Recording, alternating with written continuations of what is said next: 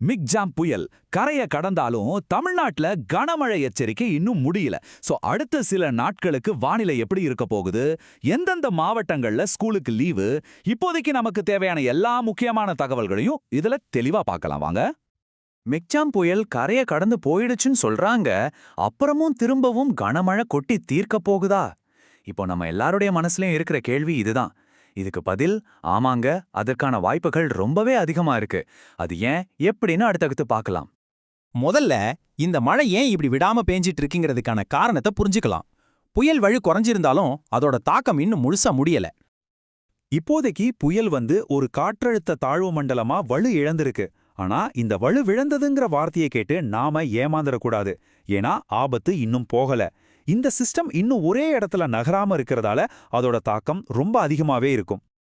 இப்போ இந்த காற்றழுத்த தாழ்வு மண்டலம் எங்க இருக்கு தெரியுமா?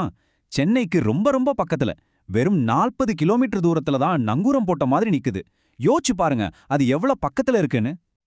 அது மட்டும் இல்லாம இது 1 மணி நேரத்துக்கு வெறும் 3 கிலோமீட்டர் வேகத்துல தான் நகருது. அதாவது ரொம்ப ரொம்ப மெதுவா நகருது. ஒரு வெதர் சிஸ்டம் இவ்ளோ மெதுவா நகரும்போது அது ஒரே பகுதியில மணிக்கணக்கா ரொம்ப அதிகமான மழையை குட்டி தீர்க்கும். இதுதான் இப்போதைய பெரிய கவலையே. இன்னைக்கு ராத்திரி இந்த சிஸ்டம் மாமல்லபுரம் பக்கத்துல கரைய கடக்கலான்னு இந்திய வானிலை ஆய்வு மையம் சொல்லியிருக்காங்க.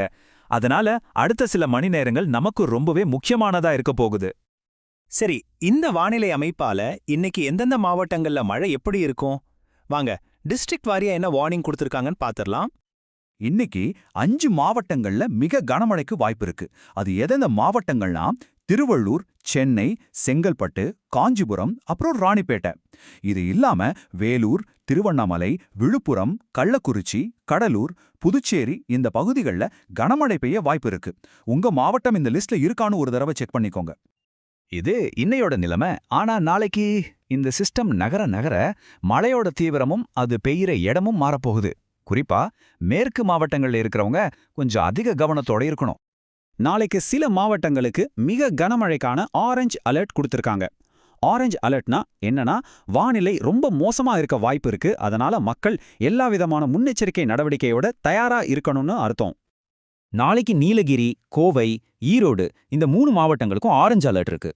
இது தவிர சேலம், நாமக்கல், திருப்பூர்ல ஆரம்பிச்சு தெற்கே கன்னியாகுமரி வரைக்கும் பல மாவட்டங்கள்ல கனமழைக்கு வாய்ப்பு இருக்கு. சரி, இப்போ நம்ம எல்லாருமே ரொம்ப ஆவலா எதிர்பார்த்துட்டு இருக்கிற ஒரு முக்கியமான அப்டேட். இந்த கனமழை காரணமா ஸ்கூல் காலேஜுக்கு லீவ் அறிவிச்சிருக்காங்களா? ஆமாங்க, முன்னெச்சரிக்கை நடவடிக்கையா இன்னைக்கு சென்னை, செங்கல்பட்டு, காஞ்சிபுரம், திருவள்ளூர் ஆகிய 4 மாவட்டங்கள்லயும் இருக்கிற ஸ்கூலு, காலேஜுக்கு விடுமுறை அதிகாரப்பூர்வமா அறிவிச்சிட்டாங்க. ஓகே, இன்னைக்கு லீவு விட்டாச்சு. அப்போ நாளைக்கு என்ன நிலைமை? நாளைக்கும் விடுமுறை அறிவிக்க வாய்ப்பு இருக்கா? நாம முன்னாடி பார்த்த கனமழை, மிக கனமழை எச்சரிக்கை விடுக்கப்பட்ட மாவட்டங்கள்ல நாளைக்கும் விடுமுறை அறிவிக்கிறதுக்கு வாய்ப்பு ரொம்ப ரொம்ப அதிகம். ஆனா ஒரு விஷயம் நல்லா ஞாபகம் வச்சுக்கோங்க. இது சம்பந்தமான அதிகாரப்பூர்வ அறிவிப்புக்கு உங்க மாவட்ட ஆட்சியர்கிட்ட இருந்து வர நியூஸுக்காக வெயிட் பண்ணி கன்ஃபார்ம் பண்ணிக்கோங்க.